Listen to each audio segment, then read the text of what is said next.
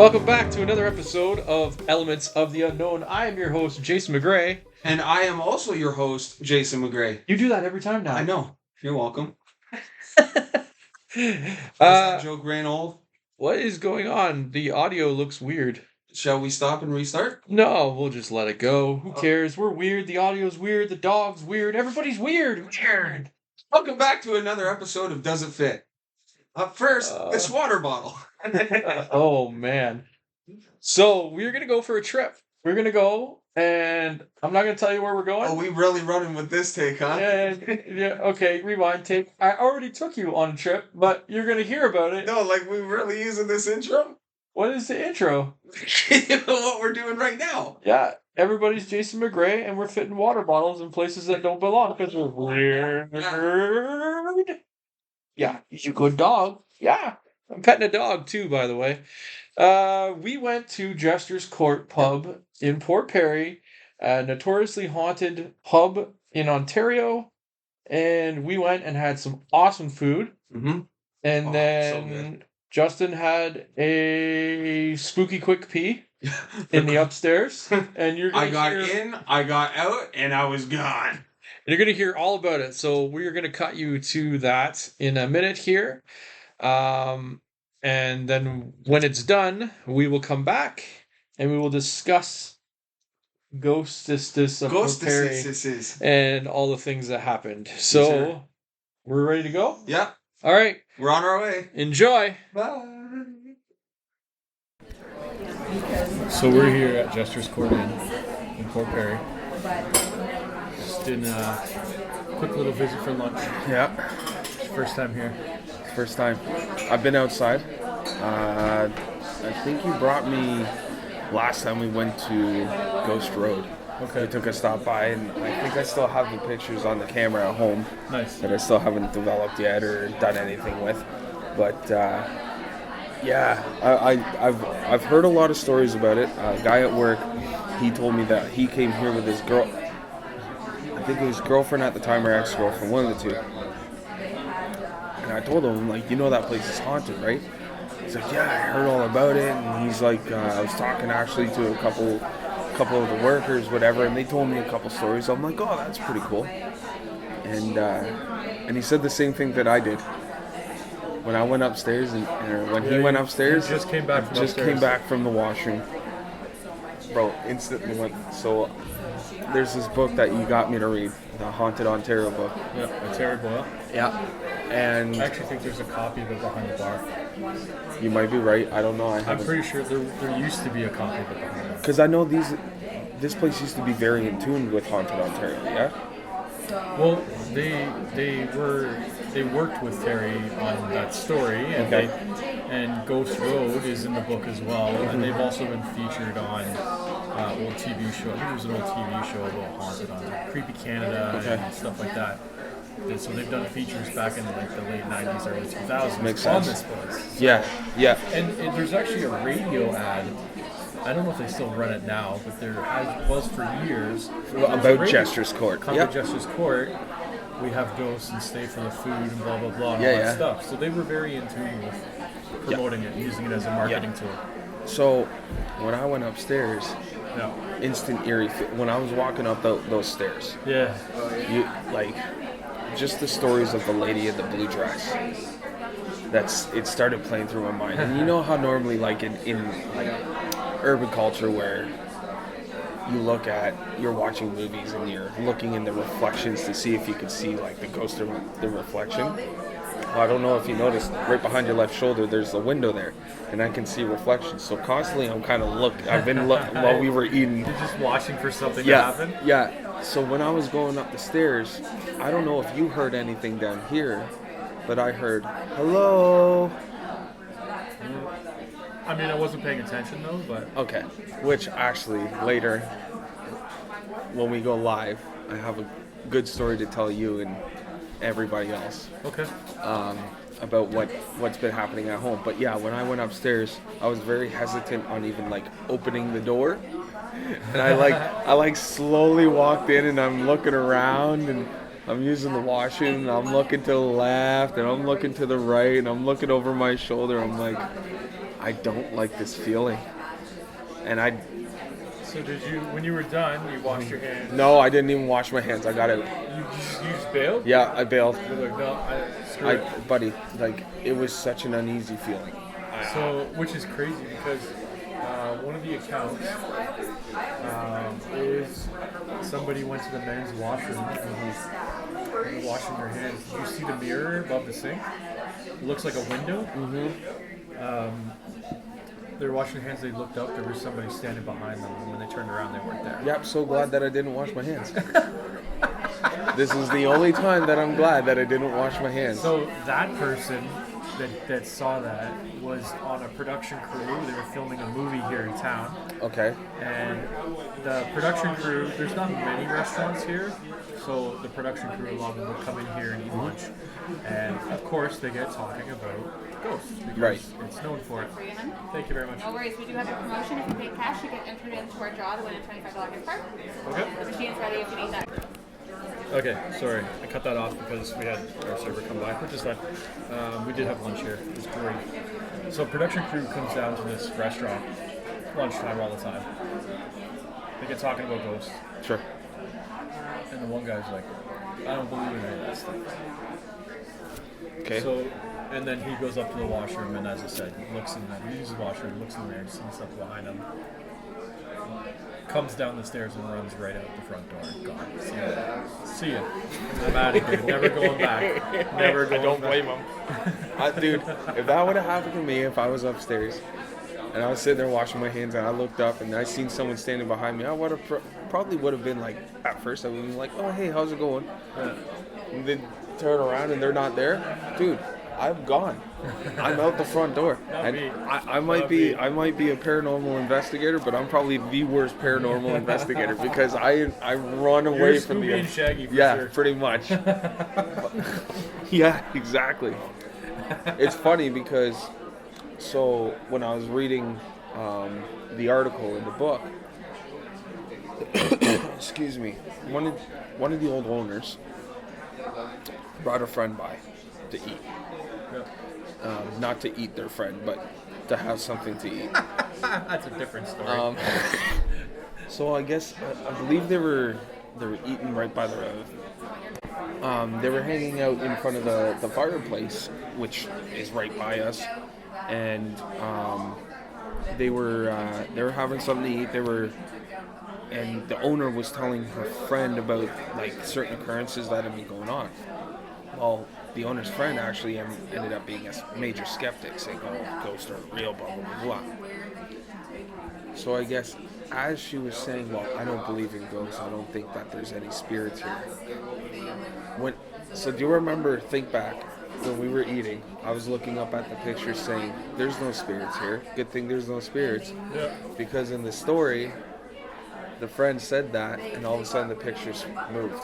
Oh, nice. So I was trying to see if that would happen. Recreate it? Yeah, I was trying to get something to happen, trying to get any sort of activity. Okay. Nothing. But I guess she's like, oh my god.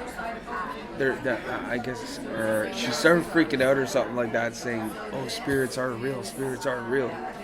Well, yeah, of course they are, man. What do you think is going on here? There was no like mechanics or anything set up back in the day. There wasn't that kind of technology, and I'm sorry, but if I'm inviting a friend over, I'm not going to set up all these special mechanics, especially if I'm trying to prove that this place is haunted. So I guess back in the day, this actually used to be a hotel. Yep, it was a homestead before it was a hotel as well. And it burnt down twice. Yep. There's 2 great fires in Port Perry. Mm-hmm. So I guess numerous of occurrences have happened where candle was found burning close to a windowsill. Yeah, which I said earlier, I find it funny that they have candles on the tables now because they didn't before. Weird, right? But this candle that we have, it's empty. Like, Oh yeah, it's toast. there's nothing left to it. Just a tea light in a small cup, in a brandy cup. So in 1999, December of 1999, during Paranormal, we came here and did an investigation. Okay. So we had talked to a manager or the owner or something like that, and they allowed us to come in and do an investigation. I believe there were 6 of us. So we brought all of our equipment that we had in 1999, which wasn't a lot, but we used what we had. Yeah. We had some video cameras and some point and shoot cameras and voice recorders. And, Whatever you had, man. right? It doesn't seem that far off from today. And we set up. We're on the main floor right now. We set up, and that's why you can hear everybody kind of conversating. We're in the restaurant. But there's an upstairs. Was there a bunch of people upstairs? There was just a family that just went up in front of me. Okay. So there's an extra space of room upstairs with tables and chairs. So we went up there. There was nobody. I think there was like 2 people at the bar when we came. Okay. That was it. So we set up all the equipment on the table upstairs, and we just kind of made a plan of action, and we dispersed throughout the building. So at first we did a lot of investigating on the 2nd floor. It's where the washrooms are. A lot of reports with the washrooms, both men and women's washrooms. There's actually, the upstairs is kind of an L shape. Yep. So when you come into the room, if you hook a left, it goes over to the left, and then it Hooks again. hooks again to the left to Yeah. make an L shape. So there's a bookcase over there. Did you look around a bit? So I peeked my head around real quick, but I didn't spend a lot of time upstairs. No, I'd like to go back upstairs and have a quick look. I But would too. I don't want to disturb anybody having dinner or No. lunch or anything. So, so we started up there, and we just kind of took some EVPs, took some pictures, talked to each other, kind of sit up there in the silence and see if anything's happening. okay. What I did was I put an object on the floor. I took one of the books off of the shelf and I put it very specifically flat on the floor. And then I said, we're going to put some chairs in front of that area. Nobody can walk into that area. That's going to be a trigger object. I want to see if the book will move. So, okay. So that's what we did. That way I know nobody's going in there and moving things around, or somebody kicked it by accident or something, right? Okay. So we did that, and then we split up. Rick and Leslie stayed upstairs. Scott and I came downstairs. Okay. There was another 2 members on our team, Kyle and somebody else that it's eluding my memory right now. I think it was Will, but I'm not 100% sure. Anyways, 2 of them went outside to go around the building. They're trying to see if they can see the reported candlelight from outside. Okay. Scott I'm and I assuming this was nighttime. yes. Okay. Yeah, we're looking at maybe 10 to 11 at night. Okay. We had an agreement with them that they weren't going to stay here overnight. They needed to have a staff member here. They weren't going to stay all night, but they would stay open till 2.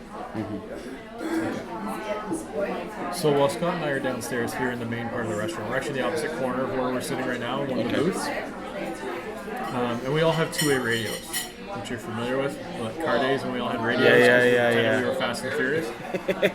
We had 2-way radios, so we could communicate with each other throughout the building. Okay. So we're in the corner and we start to smell. We're investigating the sun porch and we're kind of sitting around and listening and waiting, seeing if something's going to happen. And we start to smell cigar smoke. Okay. And no smoking in these buildings. So, like now, Not now. right? But back in the day. Yeah, you could. So we're like, okay, well, it's the sun porch room. Like, he probably went out there to smoke his cigars, whoever, right? So we move towards the sun porch, and that's when I hear Rick come over the radio, get up here, get up here, get up here. So we run upstairs, and apparently what happened upstairs, in the moments we were smelling cigar smoke, I'm in the upstairs directly above where we were. a mist started to form, and then all of a sudden there was a man standing there. And the EVP is running upstairs. Okay. And you can hear Leslie panicking. Like, as like you can picture like her like tapping him. Like, Yeah. Like, oh my god, oh my god, oh my god. And he's like, holy crap. Who are you? And on the EVP you hear James Carnegie. And Leslie goes, what are you doing? Take a picture. So he picks the camera up and he snaps 3 pictures. All 3 of those pictures do not come out. Completely black. He then picks up the radio and yells at us to run upstairs. And the staircase is like you go up, you're halfway up, and then you turn and you go up the other. It's got a landing. So, yeah. So we get to about the landing when we're running up the stairs. He said that's when it disappeared. Of course. And then we came plowing through into the room. And then they explained everything that happened to us. So then, of course, you spend the next little while trying to duplicate, trying to do things. Of course. Again. We wrap up for the evening, review everything that we have, and we'll make an arrangement with the person that we made arrangements to come here with to come back, and we're going to bring the laptop and go over the evidence. So we get up here, Rick and I come up on our own. Okay. Rick and I, we're sitting at a table not too far from where we are right now. Okay. And the manager or whatever is across from us. And You got to sit with the manager. What? You got to sit with the manager? Yeah. Nice. And we open the laptop and we go to turn it on and it won't come on. And we're like, what is going on here? So we're telling them about all the events and what happened. And we're looking for a plug to plug the laptop in. Maybe it's dead. Which it shouldn't be because we charged it before we came. So we can't find a plug anywhere. Can't get it plugged in. Can't get the damn thing turned on. Okay. So we present everything. The guy's kind of like, he's listening. We're not sure if he believes us. And we don't really have any way of showing him because we only have the laptop with us with everything on it. So we thank him for his time, whatever. And we leave, and as we get we get in the car just outside the building. We haven't even taken off from the site yet. And Rick goes, let me try the laptop one more time. And he opens it up, hits the power button, it powers right up. What the wouldn't power up in here. Won't power up in here. So I'm like, you want to go back in? He's like, no. At this point, we almost look like a little bit foolish. Like, we're just gonna go. Okay. We didn't want the guy to think we're a joke, right? No. And that's the early mindset when you're younger. Is, oh, you don't want anybody to think you're crazy. So that was the experience of the paranormal here. See, if I was in that setting back in the day, because I still have the same mindset now, somewhat, I probably would have just turned around and been like, hey man, listen, I don't know what the heck happened. Maybe we weren't pushing the power button right. I don't know. We got the laptop back on. Yeah, right? I'd love a redo. Can we get the manager over here? Imagine, that would be cool. I would love to sit with the manager, see if... Well, maybe it's something we can line up for Elements of the Unknown. Maybe we can come here and do a little investigation. Yep. We can ask. We don't know for sure. I have lots of ideas. Cool. I'm sure we could send an email. Maybe we could show them our credentials and stuff like that. Maybe we could rent the place out and do an investigation with people. Have people come in and do an investigation with Yodi. Anyways, folks, this is us on location. We'll get back to your regular scheduled Program. All right, so we're just picking up a little bit here. We kind of ended abruptly. So just add a little more. It was getting really busy at the restaurant. It's getting hard to hear myself think. The food's really good. It's a very popular destination. And as we can see, Port Perry is kind of bustling right now. Yeah, which it's, you know what? For a while there, it was very, not to play on words here, but it was very much so a ghost town.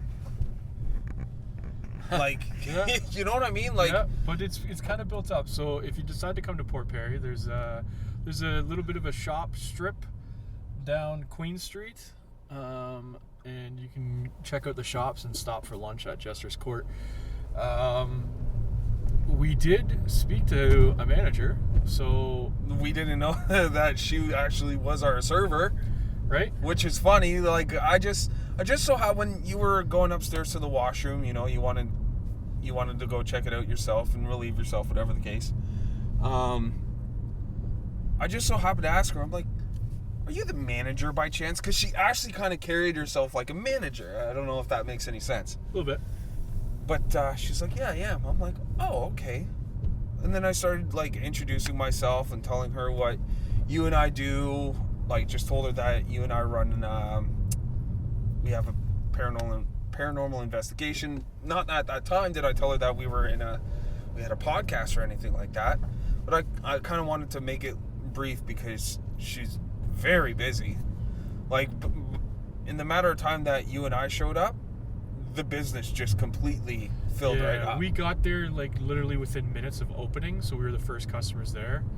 And then as the hour went by, every table was full, and we wanted to free up our table instead of recording to give it up for other people waiting to eat. So, but we did talk to him. Yeah, you talked to her, and that broke the ice. And then when I came downstairs, we talked some more about the possibility of us coming back in and doing a special interview with Jester's Court. We have some ideas brewing around, and we will reach out and see if that pans out at all. So hopefully we'll have a little special for you guys. So it's funny, a while ago, I probably would never have done that. Like, before we started this podcast or whatever, I probably wouldn't have never done that. I've been like, hey, how's it going? My name's Justin. I like ghosts. I'm a weirdo. You want to be a weirdo with me? You know what I mean? I probably wouldn't have. But now that I'm getting in, you know, I'm watching how other people make their connects. I'm starting to, like, really take notes. And, like, okay, so you got to break through that barrier of being shy, introduce yourself, talk to someone. And, funny enough, people are very, what's the word I'm looking for? Receptive of conversation. Yeah, you just got to put yourself out there, man. Yeah, and you know, people are scary. People are scary? Yeah. Okay. People are scary. People are scary. Not as scary as the ghosts. No, well, Ghosts depends where you're going. Ghosts are less scary than people. Yeah, they can be. So that's Jester's Court. We didn't really have anything spooky happen. Nope. I definitely went to the bathroom and watched in the mirror for a few minutes. Did you? Oh yeah. Anything? Nothing. No? Just my hands getting wet. Did you get that, like, any feeling, like, any weird feelings being in there at all? Like, No. not in the washroom, but in the restaurant itself, in the Not building? at all. No? I did. But that could have been my psyche, though, too, right? Psyching myself out. It could be psyching yourself out. I am very comfortable in an old haunted building, so... You wouldn't say. You just, have a little bit more experience than I do. No, it's just I guess I don't know. It's just I felt very comfortable there. I've also been there a handful of times just to eat and stuff, right? So I can't get over how good the food was. Yeah, the food's really good there. Since everyone's asking, what did you get? Tell them what you got. I got the Jester's Club. No one cares. I was actually kidding. They only care about what I got. I got the fish and chips. Fish and chips. With extra fish. Holy crap, it was so good. It was good. Too much breading, though. That's what tartar sauce is for. Yeah. I kind of dabbled into the tartar sauce. You go from ghost to tartar sauce. I love it. Yeah. I love it. I love it. Yeah, man. There's lots, actually, to be investigated in and around Port Perry. And I mean, we obviously do the typical ghost road and whatnot, but yeah, definitely looking forward to making an appointment with whomever we can to get back into Jester's Court. And maybe not so much an investigation, but more so asking questions, getting the first-hand experience of, you know, what has happened here? What have you guys seen or heard? I'm more down for having a conversation. Yeah. 100%. Yeah, conversations are sometimes better. Because instead of waiting for something to happen, we can just get told what other people had happen to them, and that's kind of cool. Yeah, that is kind of cool. People tell their story. Yeah. I love hearing stories. I love hearing people's stories. Just sitting and listening. Like Joe, I could have sat and listened to him all day. Joe. Oh, yeah, Joe in Buffalo? Yeah, I could have sat and listened to him all day. Man, Shout out Joe. Yeah, shout out Joe from paranormal oddities. Yeah, man, I love listening to people's stories, and that place is just, you know, a suitcase waiting to be opened full of stories. Yeah, it is. So yeah, I think right now we've only been going for. Never give up, man. Yeah, never give up. Never give up, never what? Never back down, never what? I don't know what you're going on about. I don't know, man. So yeah, we'll wrap it up here. Decided we were going to add in, I guess, a few more minutes of some Jester's Court, since, yeah, we never really got to explain what the heck we were doing there, or whatever the case. So, yeah, man. We'll get back. We'll set up, and by the time this thing comes out, we'll have already a couple more episodes out for you. So this will be a special case for you. So until next time, stay spooky. Stay spooky. Stay weird. Weird? Weird. Spooky weird. Spooky weird. Bye. So that is, in a nutshell, that's our away segment at Jester's Court. Took a little handheld device and went up there. Hopefully it sounded good for you guys.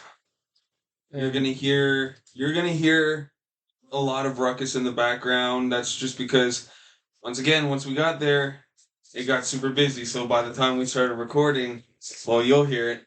It was super busy. Yeah, and then that's why we cut a little more in the car on the way back. Just kind of reflection.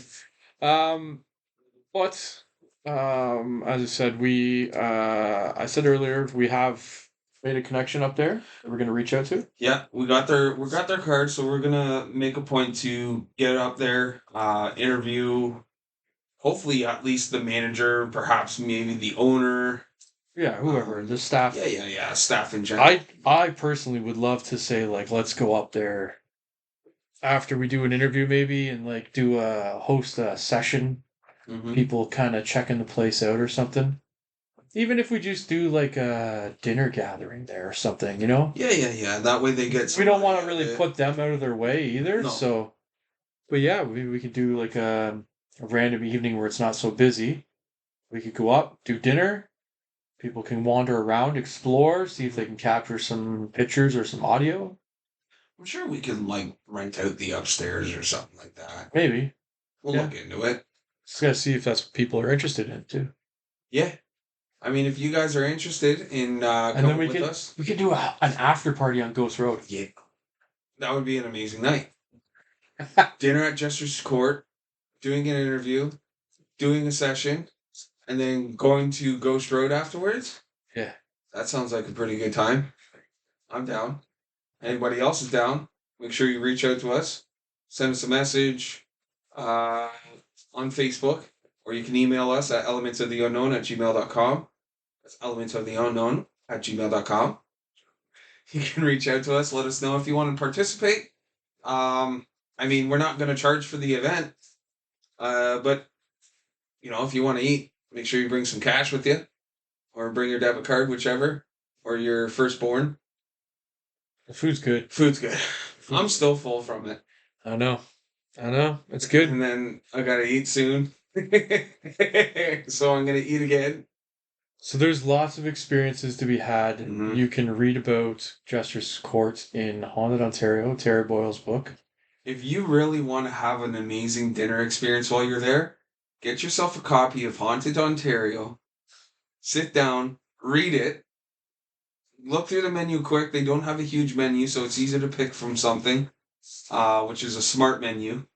And while you're waiting for your food, read up on, go to page 40 and on Haunted Ontario's book, and read the story of Jester's Court. You get the history of it. You get some experiences from the staff. It's an amazing read. It's a good. I don't read. Mm-hmm. You know that. I don't read. You were immersed into it before we started recording. It was like I brought the book in with you, and you were like, you just dove right in. I did. Yeah, I did. dove right in, and you didn't come up for air or anything. I looked around, as I stated, even when we were recording, I don't know if I sound distracted or anything like that. You guys will have to let me know. But I kept on looking in the reflections to see if I could see this blue lady or this white lady in a blue dress. Because it goes on where there's many instances of this lady in a blue dress, and I was looking for her to see if I could see anything, whatever. And like it states in the when we were recording in the restaurant, you know, I tried to reenact photos moving by, I guess, pushing the spirits, say, hey, good thing there's no spirits here, there's no such thing as spirits, whatever. Just mentally going through my head, going, okay, there's no spirits, there's no spirits. Just egging them on to see if I can get anything to happen. Nothing. But I hope because, you know, I have heard of people going there during the day for lunch or whatever the case, and they have experiences. Yep. I hear a lot about people getting pushed on the stairs there. Yeah, doesn't matter what time of the day, people have had shit happen. Staff getting locked in the refrigerator, Mm-hmm. the walk-in refrigerator. Yeah, he told me about that. That's crazy, man. That's pretty cool. Not cool. It would be cool because, well, you'd be cold. Yeah, I don't know if it mentions it in the book. I can't remember. It's been a long time since I've read that section. But James Carnegie, also one of the founding fathers of Port Perry, and as you had mentioned before, you know, a couple fires in the building, fires that had taken over Port Perry. As well, James Carnegie had a kid who was out in a boat on water, which is just down the street on Queen Street. You can get right to the waterfront there. Huh? Had a kid in the boat who drowned. They had a boating accident and he drowned, so he lost a kid there too. So, lots of tragic circumstances around James Carnegie. Port Perry is also a very old town. Yeah, it is. It's a very old It's got town. a lot of history. It's much like Whitby. It's got its history built into it. You can still see a lot of old buildings if you go around Whitby, or Port Perry rather, and look around and see a lot of the history built into the city and into how civilization is now, which is awesome. I love when towns do that. When they incorporate the history into the town. I Yeah. love that. There's also, if you go there in the summer, there's a really, well, I'm sure it's open year round, but there's a really good ice cream shop around the corner Okay. down by the waterfront. There's a really cool ice cream shop. I don't know if it's still there. I think it is. But yeah, good destination spot. They do a little bit of filming there. Sometimes movies. Welcome to Mooseport was filmed there with Ray Really? Romano. Yeah, and I was in it as an extra. Were you really? Yeah, No way. yeah, I was. Are you on camera? Yep, I'm in the movie. That's awesome. It's not a great movie, but I'm in it. I got to meet Ray Romano and Gene Hackman. No way. Yeah, You Gene. met the hack? Yeah, he's funnier than Ray Romano in real Is he? life. Yeah, Ray Romano was not funny at all in real life. He was super serious. And Gene Hackman was a really nice guy and really funny. I can't believe that's wild, man. You never And told me that before. we went on lunch break when we were filming. And when we went on lunch break, there's not a lot to do in Port Perry. No. And when you're younger, there's even less, it seems like, to do. Yeah. So, it's the middle of summer. It's hot. It's Mhm. August. But they want us to dress like it's October and fall. So we're all wearing like sweaters and jackets in the like August heat. It's brutally hot. So lunchtime we're looking for a store to go to. So we could just go in because of the air conditioning. Uh-huh. So we said, oh well, there's a fishing store at the end of the park there, because a lot of people fish off the pier and stuff. Yeah. You're round. So there's a tackle shop, like a fishing tackle shop. So guys, let's go down. We'll go in there. We'll look at some fishing stuff, get some air conditioning in us, and then we'll go back to filming. And we went into the tackle shop. A buddy of mine that I was there with, doing filming with. And we went in the tackle shop, and we seen Gene Hackman in there. Okay. But Gene Hackman was wearing a hat and sunglasses, and trying to keep a low profile. Mm-hmm. He had like a fishing hat on, like the bucket fishing hat, Yeah. and like dark black sunglasses. And I remember going, oh Gene, he's like, shh, I'm trying to buy some fishing stuff. He wanted to go fishing on his break. He was just gonna go fishing. We didn't want a bunch of people like bothering him. But he's not mean about it. Yeah. He's like, shh, just keep it low profile. I'm just gonna grab some fish and stuff and go fishing for a bit. I'm like, all right, man, enjoy. So thanks, and then he like bump off some joke or something. We all laugh and then go about our way. That's cool, He was a man. really cool guy, man. And I didn't know that. How old were you when you shot this? I'm gonna say that I was probably in my mid-20s, early to mid-20s. Okay. So back when Jesus was alive, and we were filming movies. So, do we want to talk about what you heard when we were doing the opening of this, or are you gonna cut it out? Already forgot about it. I'm not cutting it out. I already forgot about it. So, guys, as soon as this cuts and you go back, the intro that we have is only like a minute or two long. We were kind of cutting an intro really quick while Justin's wife was on her way home, and then we figured we would do it quick, and then when she gets home, you can do the whole like, "Hey, how you doing?" catch up, and then we'll go back to recording. Mm-hmm. So Mm-hmm. we're talking the intro, and then I heard what sounded like Justin say, "Okay, she's here," or "She's here now," or something like that. And we cut the recording, and then afterwards I said, "I heard you say she was here, that's why we cut." And he's like, "I didn't say that." So if you go back, we went back to listen to the audio, we're like, "Yeah, right, okay, we gotta check this out." So we went back to the audio, it's there. It's in the audio. So we're gonna leave it on the episode. Yeah. So we got a disembodied voice. So now that you're at the end of the episode, you got to go back to the start. Yeah, and listen to it again. And listen to it right before it cuts to the off-site segment. You're gonna hear it over top of my voice. You're gonna hear somebody say, "She's here," and it sounds like my voice. It does. It does. And I swore on our friendship that it was not me. I swear to you guys, it was not me. I wasn't saying anything. And then, yeah. So go back and find it, and then comment on the time marker. Time marker, that's so we know exactly where it is. Mm-hmm. And closest to it wins a Oreo cookie, signed by Jay. How the hell am I going to sign an Oreo cookie with your tooth? So you can so it's split not it open and just. So not a signed cookie, just a bitten cookie. No, signed. Okay, and then I'm going to mail it in an Elements of the Unknown bag? Yeah. Okay. Done. Who wants a half signed bitten cookie from Elements? You mean half signed? No, you're going to fully sign it. Oh, and half So signed listen. Okay. The hell is this episode? We went from Fort Perry. Yep. The Jester's Court. We can't stop talking about food today. The Oreo cookies. You're going to split it open. You do the old twist and open. Then you're going to take your canine. Yep. And then you're going to sign your name into the Oreo. Okay. And the frosting. That way you get a little treat. Slap that top back on. Okay. Throw it into the envelope. Yep. And send it off to the lucky contestant. The lucky contestant winner. Of Jay Slobber all over an Oreo cookie. You're welcome. Better hope I'm not sick that week. Do me a favor, don't eat that cookie. Don't eat it. All right, folks, we'll be back next week with some more high strangeness for you. And as I attempt to break everybody's brain. Till then, stay spooky. Stay weird.